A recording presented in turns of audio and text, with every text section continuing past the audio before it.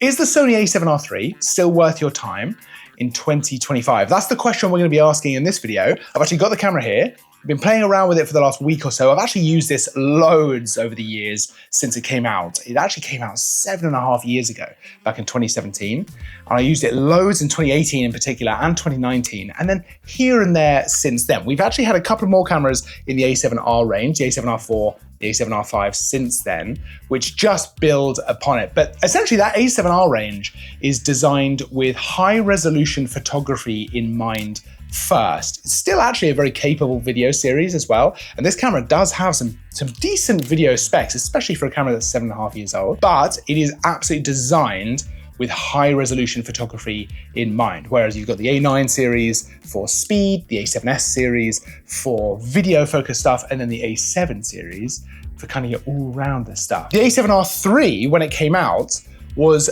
a very premium, high resolution mirrorless camera with a 45 megapixel sensor, which even now is still a very nice resolution to be able to play around with. There's a lot you can do with that in terms of cropping when you come to editing your photos, in terms of being able to print really, really large without having to worry too much about losing detail. You're also able to print really, really large if you want to as well, have loads of detail there to play around with. And while the newer versions of the a7R cameras, so the 4 and the 5, do actually bump that up to 61 megapixels, I think in most situations, 45 megapixels, first of all, is more than enough for almost anything, right? Unless you want to do a really aggressive crop. 45 megapixels is loads, that's a massive resolution still. And I certainly still think of this as a very high resolution camera. And while technology has certainly moved on quite a bit since 2017, do you know what? This doesn't feel like an older camera in a lot of ways. It still feels pretty modern, right? It's very snappy and quick to actually use. I like the way it feels in the hand, and actually that hasn't changed much in the newer versions of the camera. There are a few things that are different, like the screen on this version is actually just a tilting screen like that. It is a touch screen, which is good, but it doesn't flip out, whereas the newer versions do. But you know what? Depending on what you're shooting, it doesn't matter so much. I'm shooting on the a7 IV now, and the screen flips out to the side so I can see myself while I'm filming. That wouldn't be the case if you were using this camera.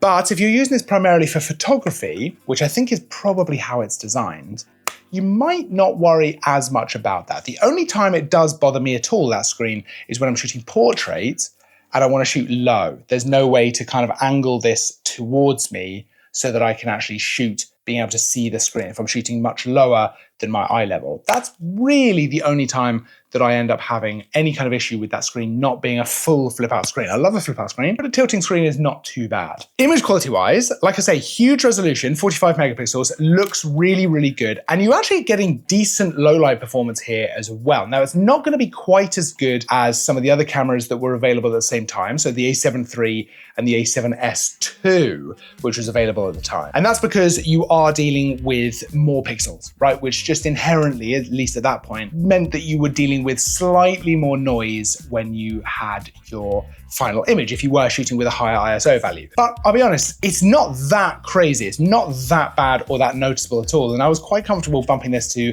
ISO 3200 without really getting a problem. And depending on the lenses you're shooting with, that might not be an issue at all. If you're shooting with a nice fast lens, this is the 50mm f1.2 G Master, which pairs up really nicely with this camera for portraiture. But you know, the denoising in the camera is actually really good. So I just never felt that to be a particularly big kind of caveat. Actually, the image quality is just very, very nice. I quite like the colors as well. The rendering of everything just looks nice, right? It helps when you're shooting with a good lens, but this camera is extremely proficient at being able to capture some very lovely images. And I would be completely comfortable using this both professionally and in my everyday shooting. You've got 5-axis image stabilization in the camera as well. And while it's not, you know, mind-blowing compared to some of the most modern cameras, for a camera that's 7.5 years old, it's pretty decent. You can slow that shutter down as well, which is handy, again, for being able to capture a little bit more light if you want to. And this camera has actually had some firmware upgrades over the years as well, which has improved things like autofocus. You've got better subject detection, which is great, again, for portraiture. You've got that eye detection in there, which, you know, these days is pretty standard, but it's great to see it in a camera like this. It just all goes towards making this not feel like it's that old. it feels really modern to actually shoot with. Along with that, you've got things like interval shooting, so you can shoot time lapses if you want to, which is ideal with a camera with this kind of resolution. That's really, really fun to be able to do. And decent battery life as well. And it shares the same battery with cameras like the a7 III, the a7 IV, pretty much throughout that Sony range, right? So if you actually wanted to use this maybe as a second camera to another camera, you could absolutely be sharing those batteries, which is great news because I actually think that would work really well. This camera would be great for that kind of thing. If you had an all-rounder, an a7 IV, an a7 III, something like that, you wanted a high-resolution camera on the side for stills, if you're a wedding photographer, something like that, this is actually a great option, but being able to save a little bit of money because it is an older camera. And that price point is really important because while on paper, the a7R IV and the a7R V as well are both, improved versions. Actually, you're still probably looking at 40 to 50% more money for the a7R IV versus the a7R III. The a7R III currently, you can get, and this is, in May 2025, you can get for a little over £1,000 depending on what kind of condition you want to get it in. And that is a remarkable price for a camera that still feels really modern and 7.5 years ago was a very premium professional camera. You can still do a huge amount with this camera. And again, if you're shooting events, weddings, if you're a landscape photographer especially, I think you're going to get a lot out of this, or portraiture, right? If you just want that ability to crop, if you want very nice, highly detailed images, you really are going to have a very, very nice time with this. And not only is the image quality and stuff like that good, but the actual experience of shooting with it is really lovely, right? The autofocus, the image stabilization, the way it feels in the hand, it all feels really good.